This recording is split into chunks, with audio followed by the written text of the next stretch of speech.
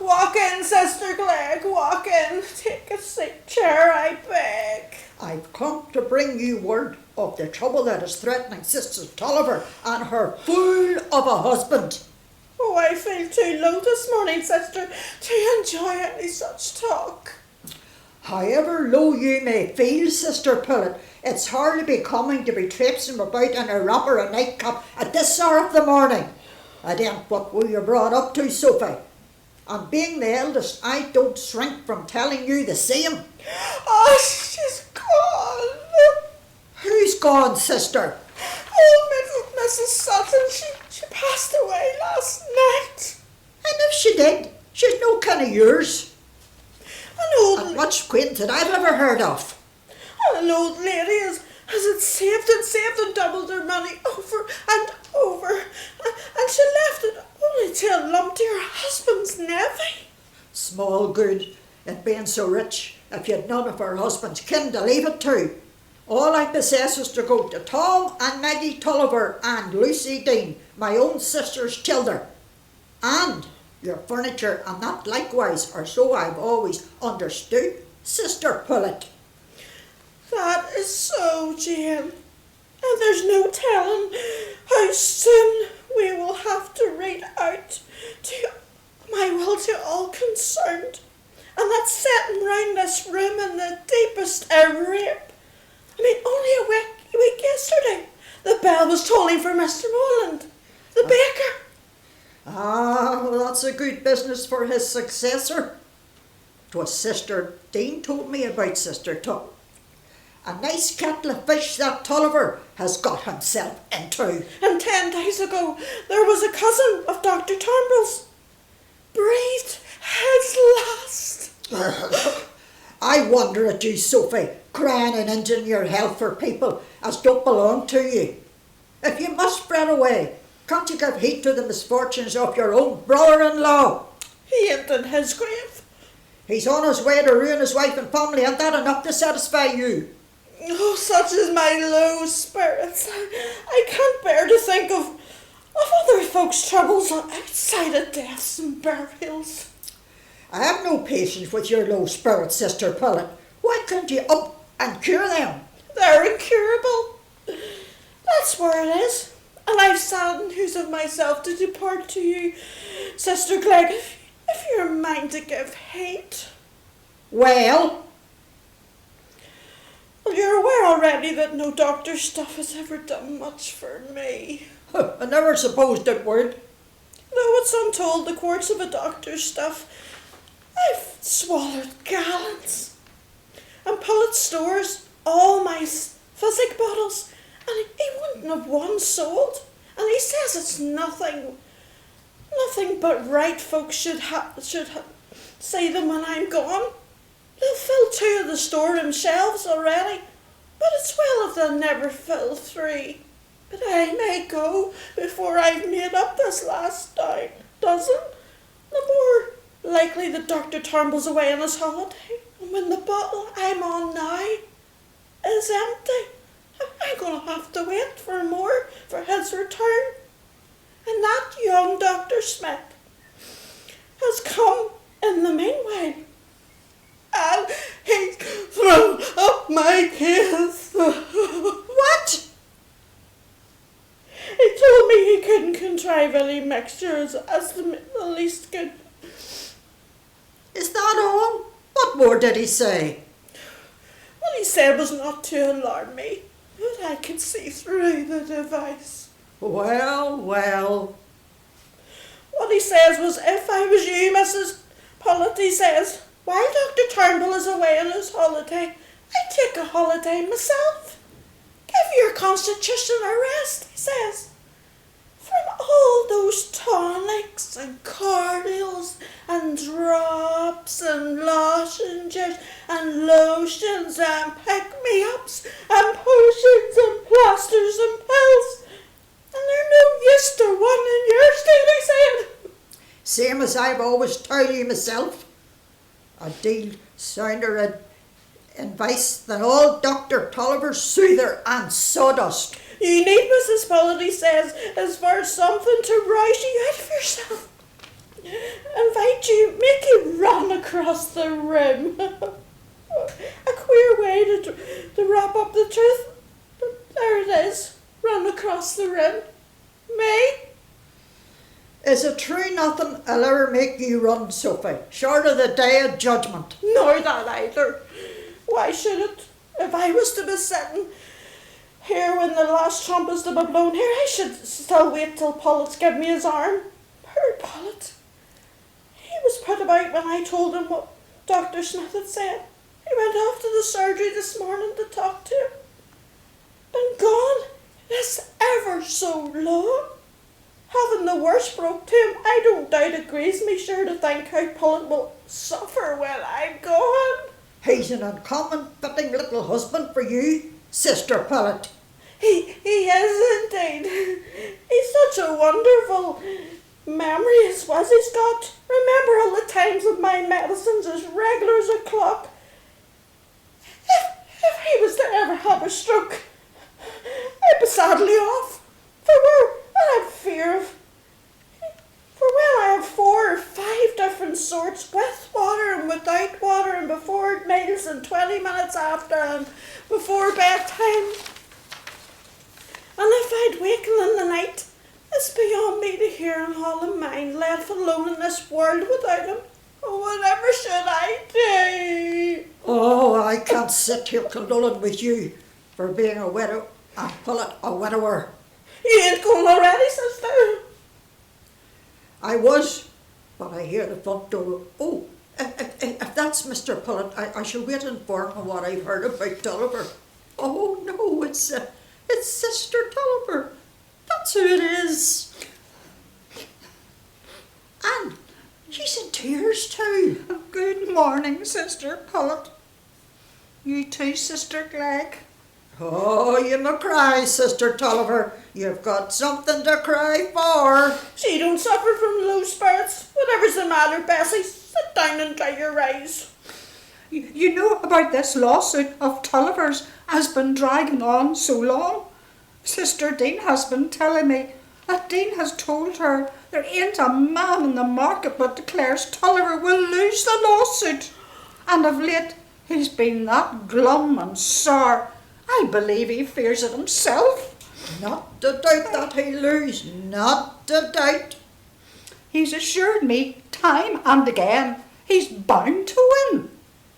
In the long run, nobody wins by lawsuits, except only the lawyers. Haven't I done my duty to you as your eldest sister, Bessie, and warned you to keep Tulliver off lawing? I have said to him over and over, I'm not one to get myself up against my husband's judgment. I've said, whatever you do, don't go to the law, I've said. What more could I do? And Sister Dean will have it that when he loses, the cost will be that heaven. He'll go bankrupt. We'll be sold up. My furniture, the linen, oh dear, oh dear. Oh, Lord, Bessie, what a disgrace to you. What a disgrace to the family. Never yet was it known among the Dawsons that one of them should marry a man and turn her to beggary. I don't know what I've done to deserve worse nor anybody else. And my poor Tom and Maggie, they're innocent poor lambs. And Tom got the Dodson complexion, as fair, if Maggie is a Tulliver for brownness. Oh, 'tis very bad luck, sister. This gel should be so brown. Besides, what a mass of that straight black hair. I'd have it trimmed if I was you. It ain't good for her health. It's her thick hair that makes her so brown, I shouldn't wonder. Lord have mercy, the chattering chins and her. Here's my sister's husband going to ruin, and no way to prevent the disgrace to the family. What was in my mind, Sister Pullet and Sister Glegg? It's in your power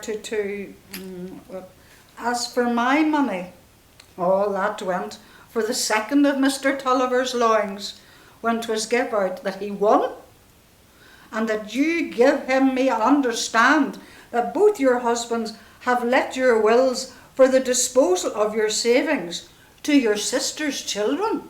What's that to do with Sister Tulliver? Well, what I had in mind for Mr. Tulliver's a great deal too proud to ask for a loan himself, but he'd pay back.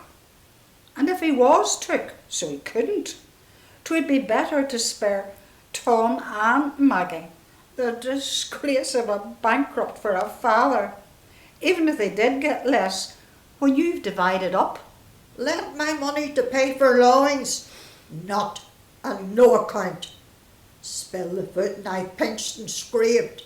To leave behind? Never, never. Now, Lord Jane, how far you are. You'll have the blood go to your head and you'll have to be cut. Sister Pullet, you may do as you like. Beseech your doting husband to throw away your savings on them that have only their wicked waste and squandering and lawsuit to think for their downfall. But for my part, You will be struck with a fit. It'll be the eldest first with the funerals if you don't beware. It's for me that's the infant lit. 'Tis my linen weighs heaviest on my mind, Sister Pullet. The closses I spun myself before I ever dreamt of marrying Tulliver. And this spot pattern I chose myself for the weaving, and bleached so beautiful. And when Tom was born, one of the first thing I thought when he was lying in his cradle was how all the things I'd bought with my own money would go to him. And every bit of my linen marked in the teeniest cross stitch, and every bit Elizabeth Dodson. So it should be my own wherever I married. And if it's to be sold and go all over the country, oh sisters, you couldn't let strangers have the use and possession of the Dodson name. the fault is hers who took Mr. Tulliver for a husband. If it do come for a sale, Bessie, I don't say I'd buy in some of the linen to keep it in the family, but a few more spotted tablecloths could easy make do with. Thank you, sister. Not me. I never bought a spot pattern yet, and never will. Oh, your fancy was always for stripes, but my taste is for spots, and in that I uphold Bessie. My Cheney too. I bought all that with my own money. You neither of you cared for, because of the small gold sprig in between the roses and tulips. But I like that small gold sprig. And there's never a piece broke, for I always washed it myself. And as for my silver teapot with my initials, E.D. Oh, Lord, Bessie, I couldn't buy that in. Stands to sense I couldn't do with 2 silver teapots. Not if you haven't, not the one with the straight spout, which I can't abide. Your linen and your chancy and your teapots. What you ought to be thinking, Bessie, is whether you've got as much as a flock bed to sleep on, and a blanket to cover you, and a crust of bread for a cat, and a crust of bed for a cat. Marrying a man as to become a bankrupt. I didn't do it on purpose, Jane. Sophie, you. Oh, if you're so set on turning to Sophie, Bessie, and never raise an eye to your eldest sister that has never been behind in her warnings, I have no more to say. You will have that fit. Though, if when you are sold up, Bessie, you come to me in a proper and humble manner, you'll find me ready to do my duty to the last, even to the saving of a sister's children from the workhouse. Good day to you both. Tulliver may win yet. I'd hold on to that hope, Bessie, if I was you. It's a pity to meet trouble halfway. But Sophie, if the worst do befall, you and me, when we were girls, we used to agree about colours as well as spot patterns. But not the gold sprig on your Cheney, Bessie. You're not forgetting that. If the worst comes to the worst, I may look to you to be kinder, Jane. I mayn't be here, Bessie. Now she's gone, I can tell you in peace and quiet what has been known to all the family. The Dr. Smith, he's thrown up my case. Oh dear, dear Sophie, that's a shocking bit of news. Paul has gone to him this morning for further particulars. Oh, what a world! And me coming crying over milk that may never be spilt. I won't plague you no more with my troubles, Sophie. Tell me what did Dr. Smith say? What he says was, if I was you, Mrs. Pullet, he said, while Dr. Turnbull is away on his holiday. Sister Pullet! As I opened the front gate, there was an errand boy with a pillbox for you. A pillbox. Give it to me. It's on the hall table. Do you want it now? Well, of course I want to open it so I can see when I have to take the pills. I'll fetch it for you. Queer temper Jane has. I hope these pills will be a real benefit to you, sister. All I ask is that there be a fair size.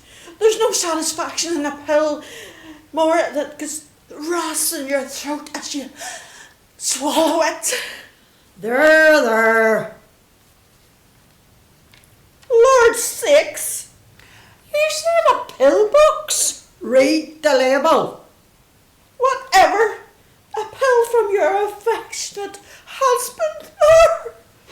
He's gone and bought you a new bonnet. Yes, I made a joke on it, which I calls undignified, and I shall tell him to his face when next we meet. He never made up that joke himself, sister. Never did such a thing in his life. Dr. Smith must have put him up to it. Call himself a doctor, persuading husbands into jokes. Almost makes me laugh. Oh. I should be surprised if Dr. Smith had hoped it'd make me laugh. Perhaps he'd hope it'll make you run across the room. I shall laugh too. Well, laughing over a bonnet box on the brink of bankruptcy. Till the day comes, Sister Clegg, I shall trust to Mr. Tulliver that he'll stave it off. Oh, do, by all means, do. Ain't you going to look at your present, Sophie? Truth is, Bessie, Pullet's the best husband in the family, Lou, I say it is. Tulliver'd do very well if it wasn't for the lawings. Would you help me with the paper, Bessie? Dear heart, what a pretty colour! Lord!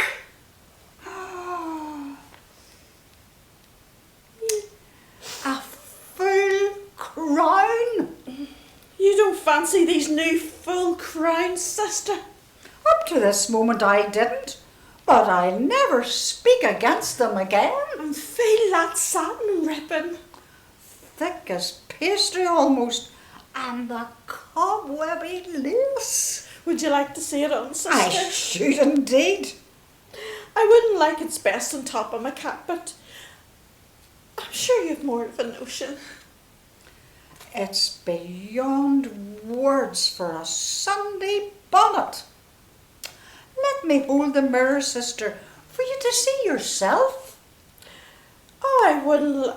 Look, it's best if my cap's. Put it in your hand, look. Now, how much might the milliner have charged for that, I wonder? Oh, Pullet's nose. I wish Tulliver could afford me a new bonnet, a little after the same fashion. It wouldn't be right for you to ask him, Bessie. I mean, not when you've a sail hanging over your head. I don't intend asking him.